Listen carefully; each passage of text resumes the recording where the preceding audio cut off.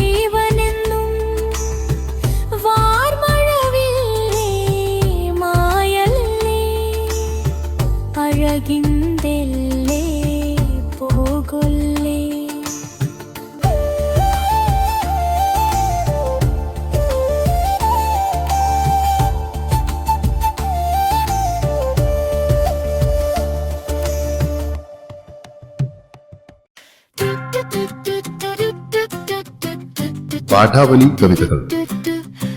മലയാളിയുടെ സ്വന്തം കേരള പാഠാവലിയിൽ നിന്നുള്ള കവിതകൾ കേൾക്കാം.